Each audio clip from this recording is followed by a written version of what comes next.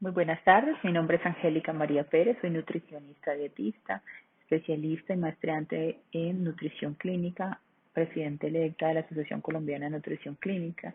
y jefe del Departamento de Nutrición Clínica del Hospital Universitario Infantil de San José.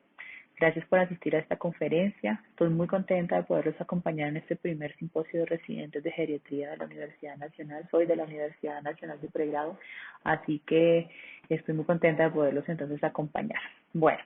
pues me invitaron a dictar una conferencia que además me encanta, además con la cual trabajo todo el tiempo y es cómo valorar nutricionalmente a los pacientes entonces adultos mayores. Quisiera hablar un poco acerca de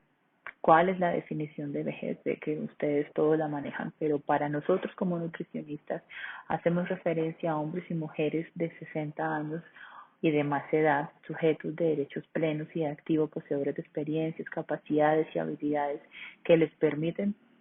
participar y tomar decisiones respecto a situaciones que afectan su presente y su futuro, y además contribuir en espacios familiares, sociales, en los sistemas sociales, económicos, políticos, culturales y ambientales de los que hacen parte. Una persona adulta mayor en Colombia desde el punto de vista social son sujetos de derechos socialmente activos con garantías y responsabilidades respecto a sí mismas, su familia, su sociedad, con un entorno inmediato y con futuras generaciones. Para el caso colombiano, las personas adultas mayores constituyen sujetos de especial protección constitucional, tal como se ha precisado en la Corte Constitucional. De esta condición deriva el grueso de las obligaciones públicas para este colectivo y para con las personas que van envejeciendo, según el Ministerio de Salud y Protección Social, que se declaró eso en el año 2015. Y desde el punto de vista cronológico tradicional, se consideran personas adultas mayores hombres y mujeres de edad de 60 años o demás. Por representaciones propias del contexto colombiano, se incluyen en este colectivo mayores de 50 años por razones de discapacidad o por ser integrantes de poblaciones vulnerables como los pueblos indígenas, ¿no? Aquí lo importante es nosotros empezar a darnos cuenta que la población de personas adultas mayores en Colombia se considera como tal a partir de los 60 años, pero que fíjense cómo vamos mirando que la esperanza de vida alrededor de los años se va aumentando y esto ha hecho que el comportamiento poblacional en nuestro país de los adultos mayores también se vaya incrementando y como por allá por el año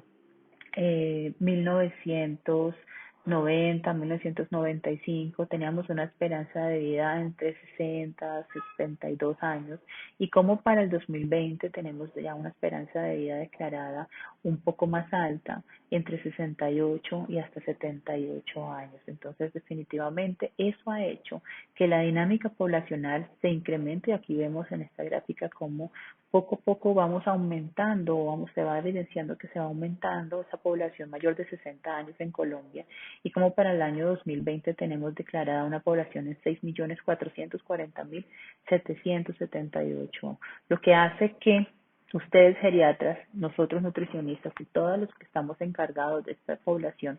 pues haga que sea de alguna manera obligada la atención desde el ámbito primario hasta el terciario de ellos.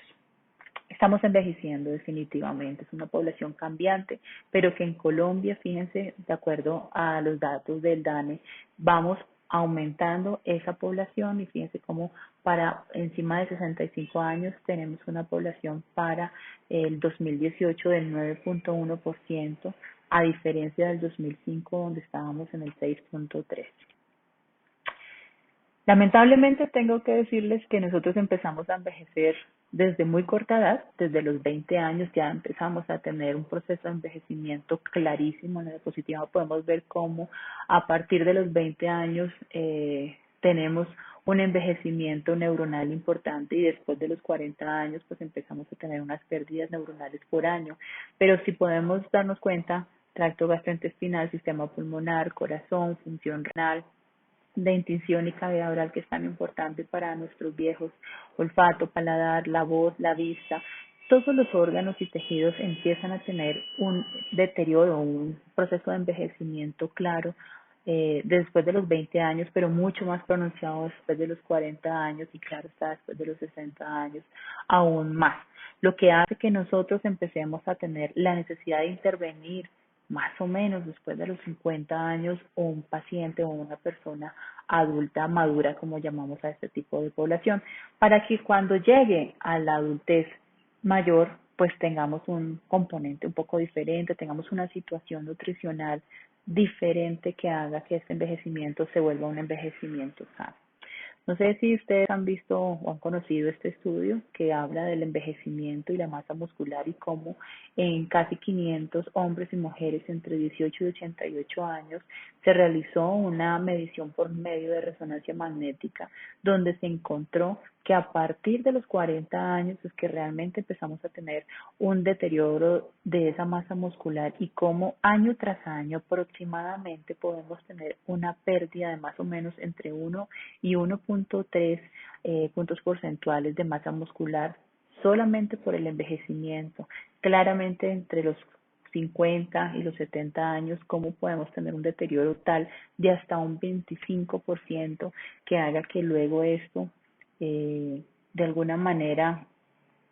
enfrente al paciente a una situación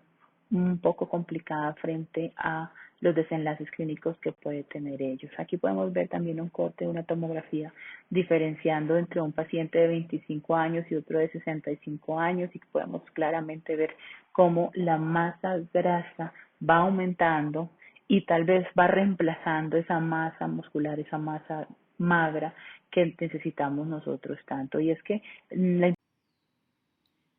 Y es que la importancia de la masa muscular en los adultos mayores tiene que ver precisamente con lo que nosotros necesitamos trabajar con ellos y es en la independencia, que se puedan mover, que puedan tener una mejor postura, que tengan estabilidad articular, que sea un agente protector para ellos, de alguna manera que les aporte esa energía que se necesita para su movimiento y todo lo que implique tener una mejor independencia y claro está, una temperatura corporal que las ayude a protegerse de igual manera. Es evidente que en el envejecimiento hay cambios significativos a nivel fisiológico, los cuales afectan la alimentación y la nutrición de las personas adultas mayores y adultas maduras. Algunos de estos cambios podríamos revisarlos en la diapositiva, como cambios en el sistema digestivo, variaciones metabólicas, cambios emocionales o cambios sensoriales. Tal vez podríamos ir describiendo un poco cada uno de esos cambios, pero en general, dentro de los cambios del sistema digestivo, pues tenemos pérdida de dentición, disminución de la salivación, tendencia a la atrofia muscular esofágica, una menor respuesta peristáltica, unos problemas tal vez que puedan presentarse en el esfínter esófago gástrico o reflujo, tendencia a una gastritis atrófica, una pérdida progresiva de la función motora del estómago, una disminución de la secreción gástrica, acortamiento o ensanchamiento de las vellosidades intestinales, una tendencia a la aparición de divertículos, una reducción del tamaño del hígado y del páncreas, una disminución en la respuesta de las hormonas reguladoras como la insulina o el glucagón, la grelina o la leptina y definitivamente alteraciones frente a la respuesta farmacológica que utilizan en su mayoría ofrece frecuentemente en la edad avanzada. Podemos tener pacientes con una disminución en el sentido del olfato y del gusto, boca seca, con dificultad para la deglución y la masticación, aumento en los tiempos de vaciamiento gástrico para los líquidos o una disminución también de la deglución para los sólidos. En cuanto a la variación metabólica, podemos encontrar disminución de la masa muscular, pérdida de la masa ósea, porque disminuye la capacidad de absorción del calcio, de la síntesis de vitamina D, la respuesta del sistema inmunológico que disminuye sobre todo y si hay algún tipo de alteración nutricional. Las alteraciones nutricionales además como tal, sobre todo cuando hay pacientes con bajo peso o con sobrepeso y obesidad, que además de esto puede tener condición de sarcopenia. También es evidente el déficit de la absorción de vitaminas relacionadas con alteraciones neurológicas y bueno, otras variaciones que tienen que ver, por ejemplo, con la disminución de la tolerancia a la glucosa, la pérdida de agua corporal más rápido que en otro curso de vida, por lo cual es común la deshidratación, una masa grasa también que sufre alteraciones, de igual forma los efectos oxidativos sobre las células son más evidentes en las personas adultas mayores. En fin, Aquí me puedo quedar en esta diapositiva un montón de tiempo más, porque además no tiene que ver solamente con cambios fisiológicos, sino también tendríamos que hablar con aquellos cambios psicosociales que afectan indirectamente la salud, la alimentación y la nutrición de los mismos, como, no sé, estados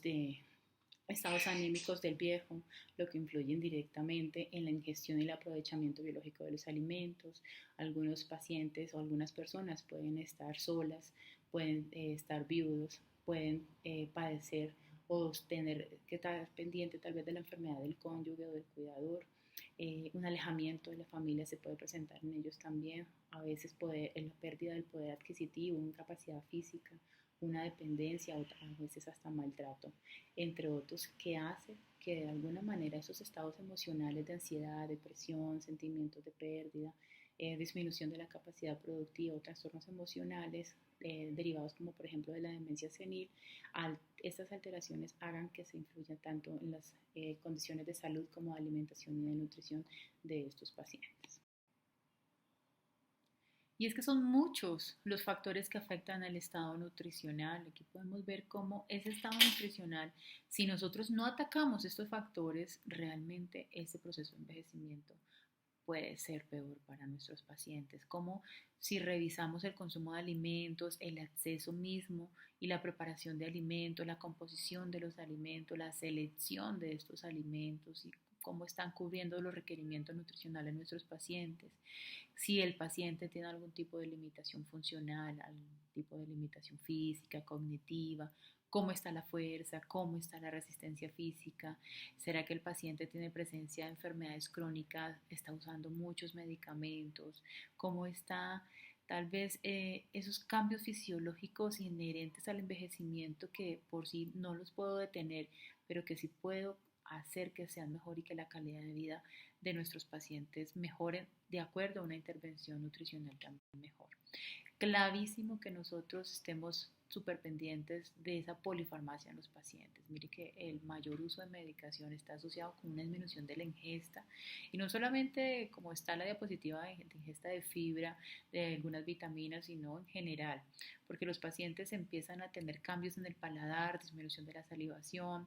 pueden tener síntomas gastrointestinales, pueden presentar reflujo, estreñimiento, pueden tener agitación, pueden tener somnolencia, lo que hace que finalmente los pacientes no consuman sus alimentos adecuadamente. Miren este estudio donde se hizo una cohorte prospectiva con 1.100 pacientes adultos mayores de 65 años y se pudo concluir que solo el 10% de los pacientes sin polifarmacia fueron encontrados malnutridos o en riesgo de desnutrición en comparación con un 50% de la polifarmacia y que además muchas veces de esta es excesiva. Si nosotros estamos pendientes de los pacientes, de su estado nutricional y tal vez si eso lo relacionamos con el número de medicamentos que tenemos en ellos, créanme que desde allí podemos empezar a hacer un trabajo bien interesante con ellos en el momento de disminuir esa polifarmacia. Entonces, a lo que vinimos después de todo este preámbulo y es hablarles del proceso de cuidado nutricional, de cómo yo debo hacer una adecuada valoración nutricional que tenga el interés detrás de ello de mejorar la intervención nutricional. Recordemos que el cuidado nutricional forma parte de esa atención integral del paciente, a lo cual nosotros debemos empezar a apostarle a estas tres etapas, tal vez, o tres fases del proceso. Y la primera entonces es el detectar, cómo identificamos mediante un tamizaje o una herramienta de cribado. Luego, si hay riesgo nutricional, cómo entonces hacemos una valoración nutricional para emitir un diagnóstico. Luego vamos a nutrir a ese paciente, pero cómo lo vamos a nutrir es ahí el punto. Y luego cómo vamos a monitorear que realmente ese paciente esté cubriendo sus requerimientos nutricionales por medio de la terapia médica nutricional que le hemos escrito. Tal vez aquí para que lo veamos un poquito más en forma de proceso de cómo poder nosotros trabajar este proceso de cuidado nutricional. Desde la Asociación Colombiana de Nutrición Clínica hemos visto la necesidad de poder educar de alguna manera a los profesionales de la salud que están implicados en el cuidado médico de estos pacientes para que lo vean como un objetivo número uno, para que lo vean como una priorización. Fíjense que el detectar es muy sencillo. Les voy a mostrar ahora unas herramientas muy prácticas que pueden tener ustedes tanto en el consultorio como en la práctica hospitalaria, pero lo importante aquí es detectar ese riesgo nutricional. Luego vamos a determinar ese plan de cuidado nutricional y cómo desde la misma optimización de la vía oral podemos mejorar esa intervención nutricional, que si definitivamente por medio de la vía oral no se cubren requerimientos nutricionales, podamos avanzar a una terapia médico-nutricional un poco más especializada, como una suplementación oral, como una nutrición enteral o como una nutrición parenteral, haciendo una vigilancia completa de los indicadores de calidad, de cómo está llevándose todo este proceso, hacer un seguimiento constante de nuestros pacientes para darle continuidad luego a esos pacientes cuando se vayan para la casa y el cuidado nutricional sigan el domicilio, porque dependiendo de la educación nutricional que nosotros le demos a nuestros pacientes cuando se van a ir para sus casas, depende asimismo de qué tan rápido o no lleguen o reingresen a nuestros hospitales nuevamente. Lo primero que quisiera contarles es que hemos tenido varias determinaciones de las sociedades internacionales en cuanto a todo este proceso de cuidado nutricional, de acuerdo a las guías que nosotros seguimos generalmente, que son las europeas o las americanas. Yo les traigo esta que es la de ESPEN, que es la del 2015, donde nos habla, 2017, donde nos habla de qué es entonces un riesgo nutricional, independiente de la herramienta de tamizaje que ustedes tengan. Si ustedes pueden tener estas 4 variables, pues sería importante a poderlas tener dentro de sus hospitales. Entonces es revisar si se puede hacer algún tipo de valoración global subjetiva o revisar si se puede tener una herramienta de tamizaje nutricional institucionalizada, como es la que ellos nos recomiendan, que es la NRS 2002, o puede ser una MNA, o puede ser cualquier, o Ferguson, cualquier herramienta que ustedes puedan tener, que sea validada obviamente y que les arroje un riesgo nutricional. Un índice de masa corporal por debajo de 18.5, una pérdida de peso por encima del 5% en 3 meses o por encima del 10% en cualquier término de peso, ya es un paciente con riesgo nutricional y necesita estar interconsultado al área de nutrición. Y pacientes que tengan albúmina, sobre todo en los pacientes preoperatorios, por debajo de 3, dependiendo obviamente de las circunstancias, sabiéndose que la albúmina no es un indicador de la situación o del estado nutricional, sino que más bien es un indicador pronóstico del paciente como tal. Entonces les voy a empezar a mostrar algunas herramientas que creo nos pueden ayudar para hacer ese proceso de cuidado nutricional un poquito más sencillo. Esta se determinó para población geriátrica, se llama Mini Nutrition Assessment en el formato corto, porque hay un formato un poquito más grande, pero no se los traje precisamente porque quiero darles herramientas que sean muy sencillas. Fíjense entonces las preguntas que tienen. Va una primera pregunta donde está si ha comido menos por falta de apetito, o ha tenido problemas digestivos, o ha tenido dificultades para la masticación o la deglución en los últimos 3 meses. Una segunda pregunta que se le indaga acerca de la pérdida de peso reciente del paciente.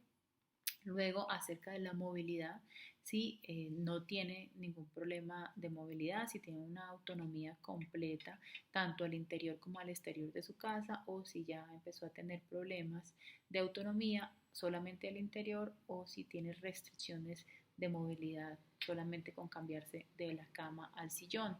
También se indaga acerca si el paciente tiene algún tipo de enfermedad o de situación de estrés psicológico en los últimos 3 meses, y se le va dando entonces, como ven aquí al ladito, una puntuación. También se indaga acerca si tiene problemas neuropsicológicos o si tiene un índice de masa corporal por debajo de 19, y además si está posible hacer una toma de circunferencia de la pantorrilla, entonces determinar que esa circunferencia de la pantorrilla esté por debajo de 31 centímetros o por encima de 31 centímetros. Aquí digamos que lo importante es que podamos indagar acerca del apetito, acerca de la ingesta, acerca también de la movilidad y los problemas neuropsicológicos que tiene el paciente, que muchas veces en otros cribados pues tal vez no se tienen en cuenta, y es por eso que este cribado es importante y es validado solamente para población geriátrica. ¿Qué hacer luego de determinar esa puntuación? Entonces tenemos aquí el plan de intervención para esta herramienta. Si tenemos una puntuación entre 12 y 14 puntos, vamos a tener un plan de intervención de solamente reevaluarlo tal vez una vez al año en aquellos pacientes que vienen al domicilio o si están hospitalizados o son residentes de hogares geriátricos, cada 3 meses hacerles nuevamente este tamizaje. Si el paciente ya está en riesgo de nutrición, que es cuando tiene calificación entre 8 y 11 puntos, pues estaremos entonces aquí determinando si tiene pérdida de peso o si no tiene pérdida de peso. Y aquí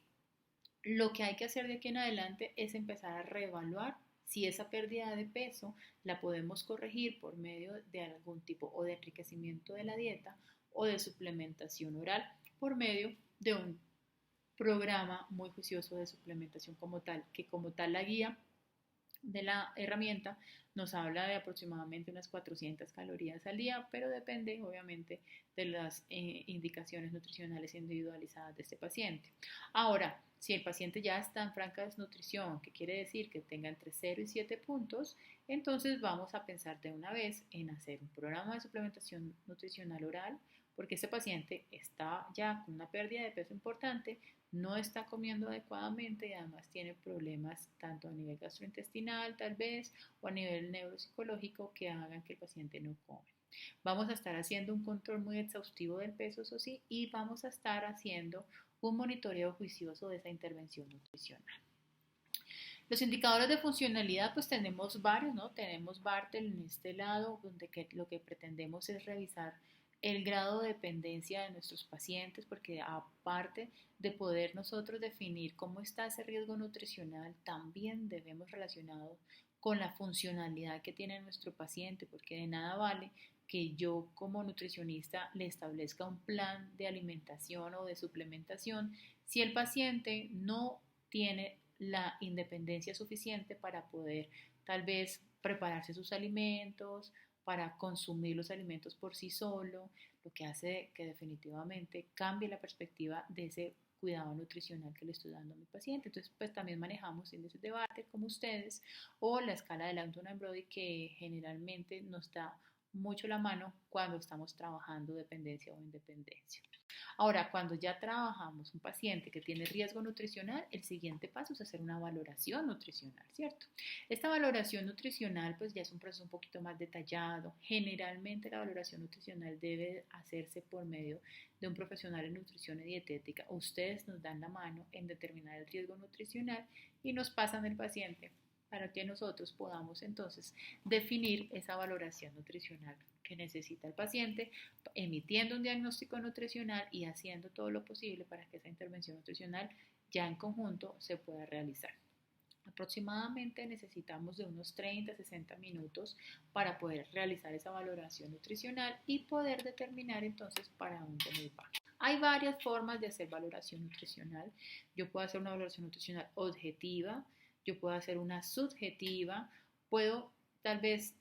tener algunos recursos como son los cuestionarios diagnósticos de Glean o de Aspen, que les voy a hablar un poco de ellos porque son herramientas más sencillas que ustedes sí pueden tener en cuenta al momento de ver un paciente adulto mayor.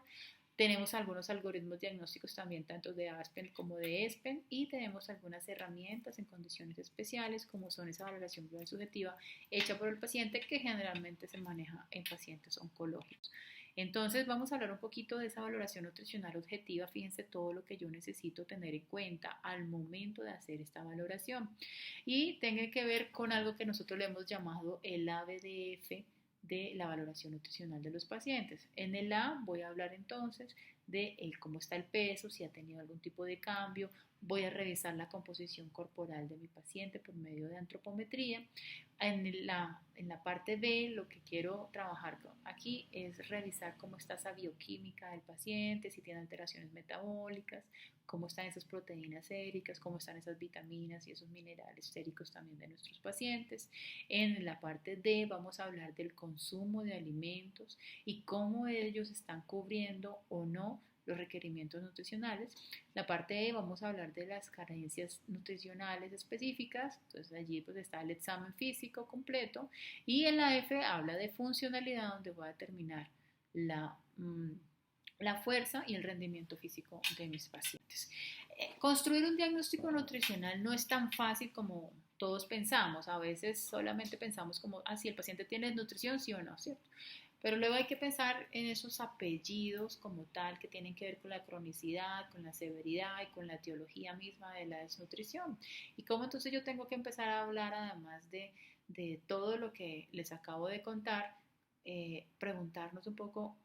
cuánto tiempo lleva este paciente en desgaste nutricional, corto plazo o largo plazo, que estaríamos hablando como de un corte de 6 meses, si la severidad me está dando para una desnutrición leve o moderada o severa, y además qué tipo de etiología también tiene esta desnutrición. Acordémonos que la etiología primaria nos habla del bajo aporte nutricional que tiene, o tal vez un estado carencial de los pacientes.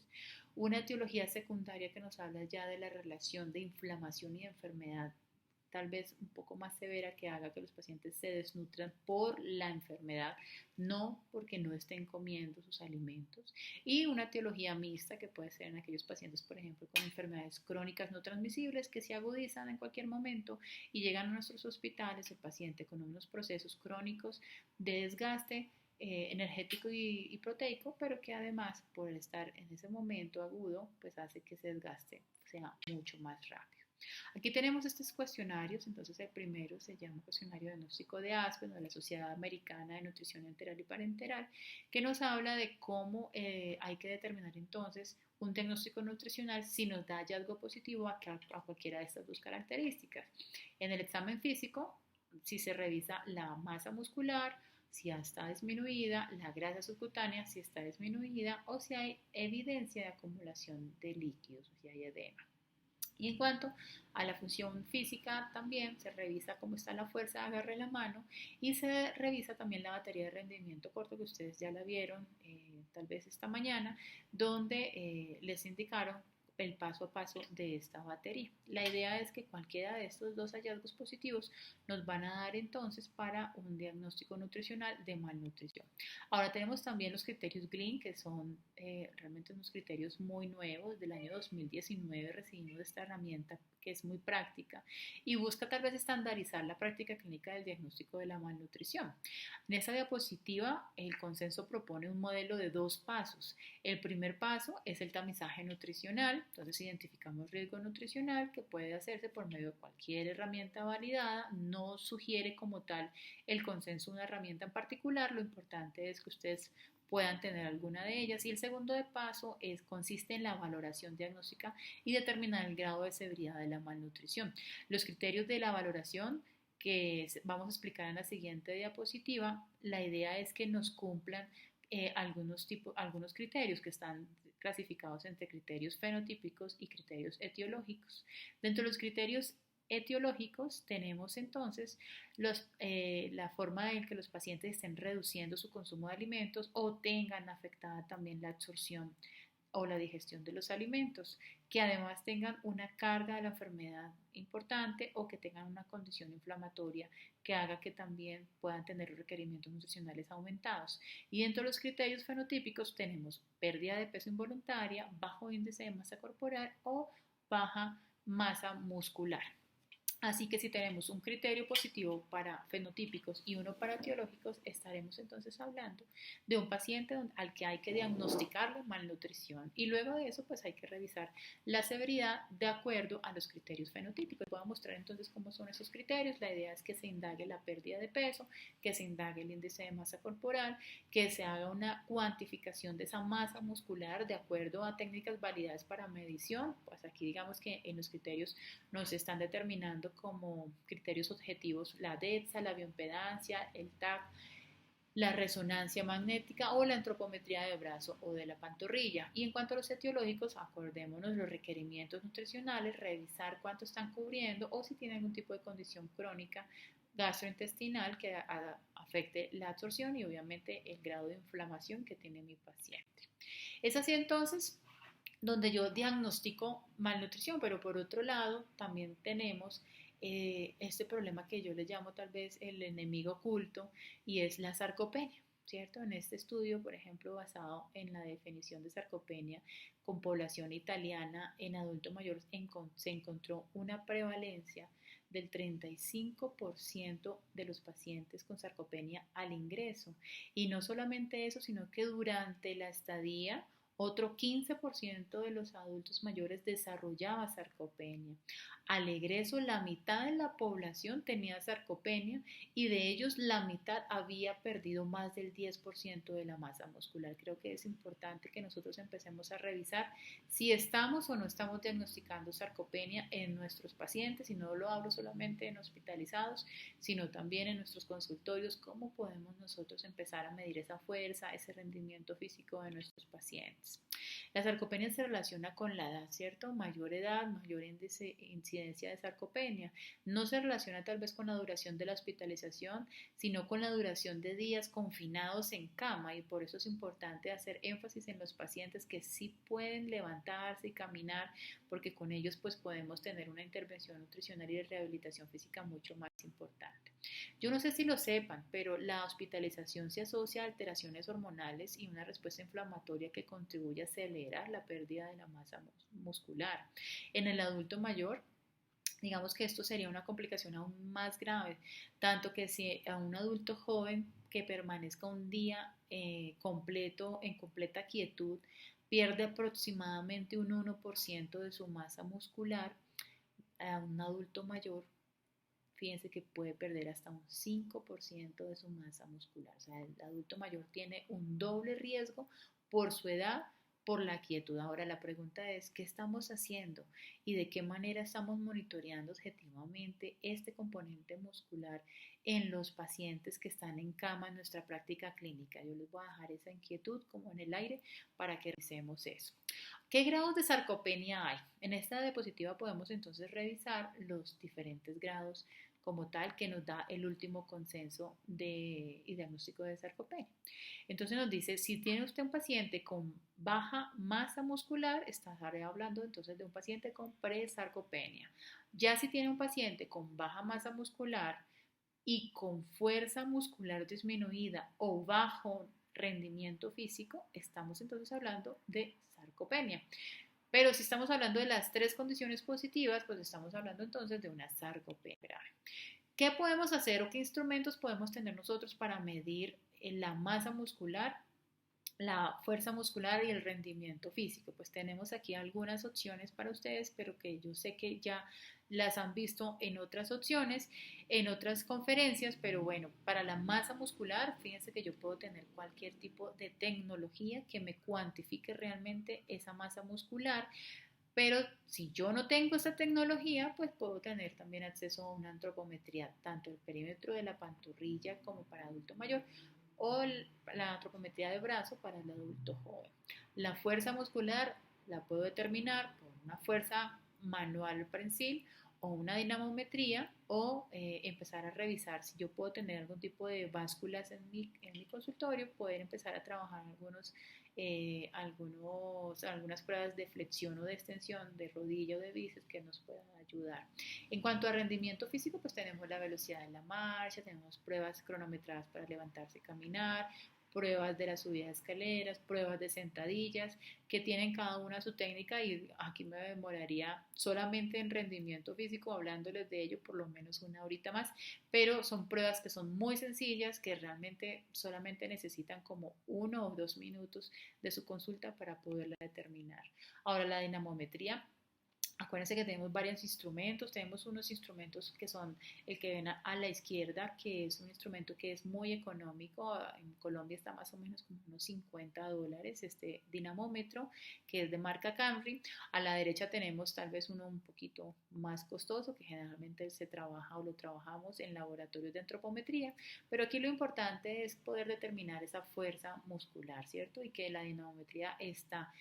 dentro del último consenso europeo para 16 kilogramos a mujeres y 27 kilogramos para hombres. Aquí tenemos entonces la batería corta de rendimiento físico, donde lo que se revisa en primero consiste en sentar al individuo y pedirle que se levante sin usar apoyo de ningún tipo, que camine 3 metros y que vuelva a sentarse. Se va midiendo entonces ese tiempo empleado para dicho recorrido y se compara con los estándares establecidos. Si la prueba se realiza en un periodo inferior a 10 segundos, pues se considera que la persona es totalmente independiente. Si el resultado obtenido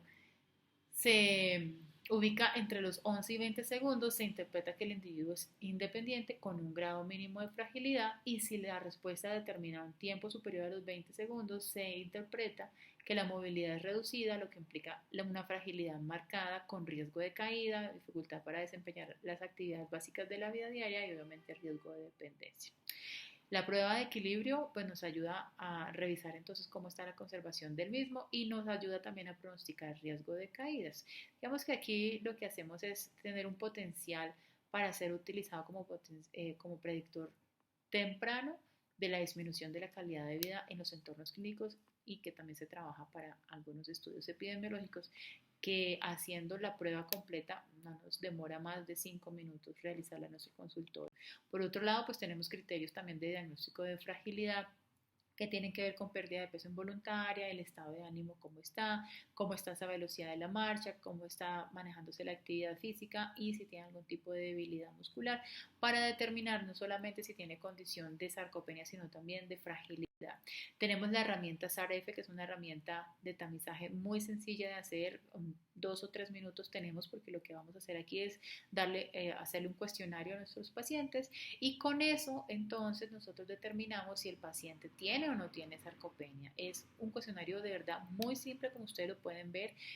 Determina en cuanto a fuerza si está teniendo dificultades para levantar o transportar 10 libras. En cuanto a asistencia para caminar, vamos a preguntar al paciente si tiene dificultad para caminar a través de una habitación. En cuanto a levantarse de una silla, pues lo que hacemos es revisar si tiene algún tipo de dificultad para la misma. Vamos a revisar si puede o no puede subir escalones, más de 10 escalones al día, y cómo está su número de caídas en el último año.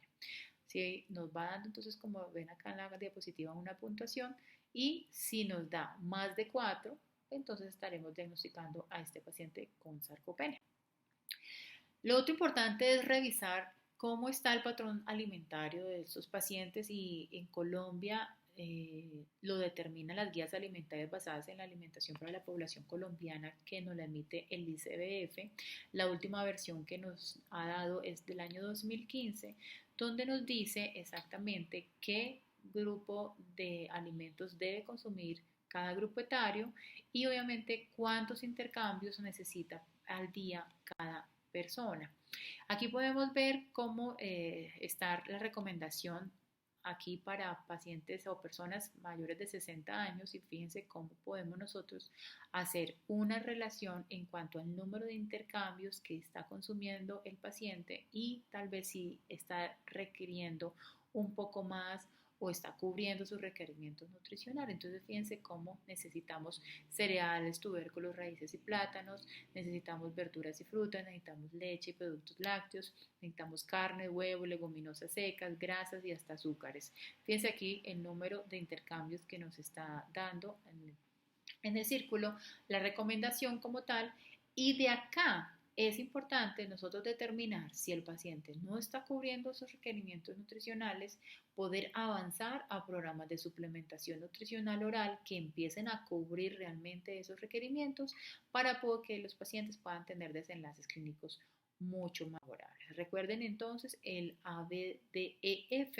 de la valoración nutricional de los pacientes: cómo está la alimentación, cómo está la parte bioquímica, cómo está el examen físico, si lo estamos teniendo en cuenta, para determinar condiciones de deficiencias nutricionales específicas en cuanto a minerales o vitaminas, cómo está esa dietética, esa historia dietética de los pacientes, y por último, cómo está la funcionalidad de nuestros pacientes. Es la invitación que les hago hoy para poder determinar ese diagnóstico nutricional un poco más rápido,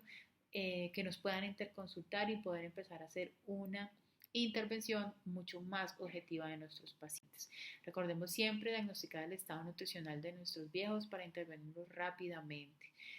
La intervención que necesitamos es optimizar una vía oral. Si esta no cubre requerimientos nutricionales, avanzar a una suplementación nutricional oral. Si esta no nos cubre, avanzar a una nutrición enteral o una nutrición parenteral. Esos serían los objetivos de la terapia nutricional como tal. Mensajes para llevar entonces: el envejecimiento exitoso depende de los buenos hábitos a lo largo de la vida, no solamente acordarnos por allá a los 60 años que, ay, sí, estoy envejeciendo, entonces empiezo a cuidarme. No, ya creo que ahí es demasiado tarde. Sin embargo, nosotros podemos educar a nuestros pacientes, podemos corregir hábitos alimentarios que no sean muy sanos o más bien mejorar un estilo de vida en ellos. Por otro lado, debemos realizar un proceso de cuidado nutricional donde se detecte riesgo, se diagnostique la malnutrición, se intervenga rápidamente y, claro está, con un adecuado monitoreo podamos tener mejores desenlaces de nuestros pacientes. Todos acá queremos tener viejos sanos y viejos felices. Creo que es por eso que estamos todos convocados la noche de hoy. Muchas gracias, espero entonces acá sus preguntas.